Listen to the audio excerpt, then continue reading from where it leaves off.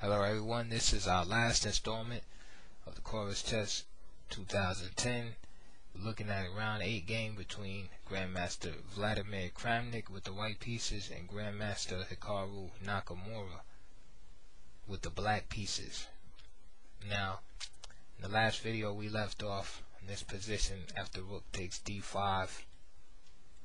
Nakamura then proceeded to blunder with the move bishop e6, which visually looks like a great move, but tactically doesn't hold up. Kramnik then played knight takes f4, and after, say, the intended bishop takes d5, knight g6, king g8, knight takes f8, bishop c6, knight e6, bishop e5, knight c5, bishop d4, knight b3, bishop b6, c5, bishop c7, e4, and white is just up material, and black has no compensation, and white is winning.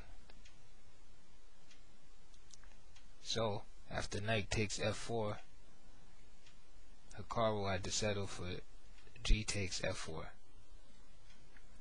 and he's just down material here, and he probably could resign here, but he figured maybe he has a few heavy pieces on the board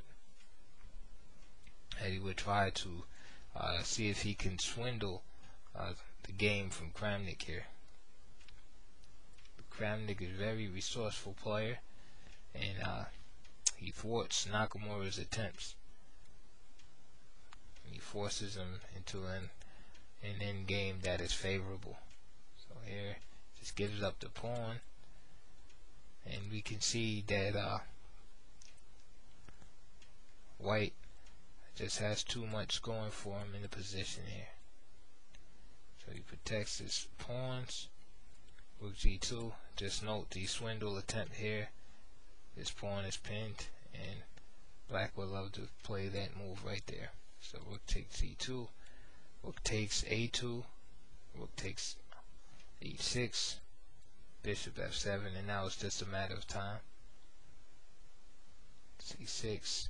I don't know if you want to call it stubbornness or courage that Nakamura is playing on, but I guess it's in the eye of the beholder. But this move causes him to give it up right here, because after king takes f7 and bishop g6 check will pick this rook up. And notice also that rook c4 can be played, and this pawn will win the game. So let's go back and look at some alternatives to bishop e6, which we know is a blunder. So the first one we'll look at is the one that Vladimir Kramnik himself mentioned in the analysis, the post-game analysis. Bishop f5, which is solid enough. If anything, the game is unclear, so it's definitely the game could have went on. But again, in these type of positions, any slight inaccuracy could mean the end of the game, just because the king is exposed, and also the nature of the pawn structures. So queen b3 here, just attacking. b7 pawn, bishop e6, and here is an example of how important each move is. For instance, if f takes g3 here, it's just e4, bishop c8, e5, and next thing you know, white is winning. Just a simple error. So back to the bishop f5, queen b3, bishop e6, rook takes d4, queen takes d4, knight takes f4, queen f6, knight takes e6, check. And we can see here that white is up the exchange, black is up the exchange, but white is up in pawns. So the game is dynamically balanced here. The reason why is because white having the extra pawns, he's up 3 pawns, but even though he's down in exchange, black has an exposed king, so black will not really be able to utilize his pieces effectively to mount any type of attack against the pawns or against white's king, just because his own king has to constantly be guarded. So a game like this will probably end in perpetual check from white. And white will have trouble advancing his own pawns also due to the lack of protection that would develop around his king also. So that's why this would be dynamically equal. So bishop f5 is definitely a good recommendation that Kramnik had made after the game. The other one wasn't mentioned was instead of bishop e6, it's just f takes g3, and h takes g3. We played, then bishop e6, and again the positions look similar, but the importance lies in the move orders, and these are very, very critical positions. And again, these are just sample lines, and one improvement on either side could change the evaluation. So again, we have another example, game being equal. So again, instead of bishop e6, another line, f takes. Now white doesn't have to capture h takes g3. There's other options, but let me just show you here that knight f4 doesn't work. Because you might say, hey, why can't he do knight f4 there? G takes, rook 1 takes d4, queen h4, and with this pawn, with the h file being open here now as a result of the pawn captures, black is able to make threats against the king, and this is actually black is winning.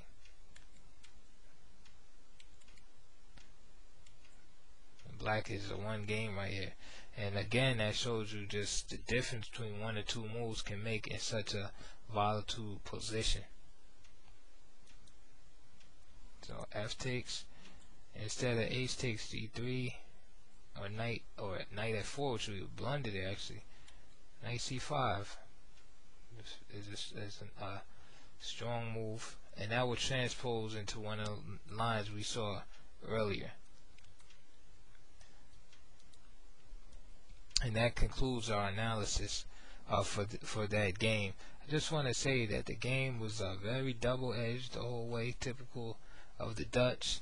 Now white was definitely better for the most part, and but it came down to basically which player was gonna make the last mistake and the most costly mistakes. We saw in the game that Kramnik, even though he made some slight positional errors, they were more of his preference or style for the position. They weren't they didn't really cost him.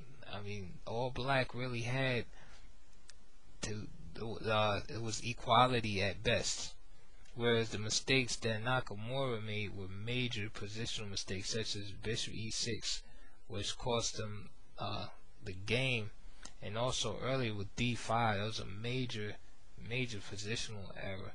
And I felt this whole entire plan was incorrect. They played e5 and the earlier move with knight takes c3. I just thought the opening choice was the research in the opening was kind of bad overall. It's d5. The position just looks suspect. Like here, e5. This knight takes c3 early in the game. Like if I was doing this opening, researching when to play this Dutch, and I got to this position, this is where I would steer the game to knight a6, and from there I would look for my improvements. So I hope you enjoyed that, and I'll see you on the next one.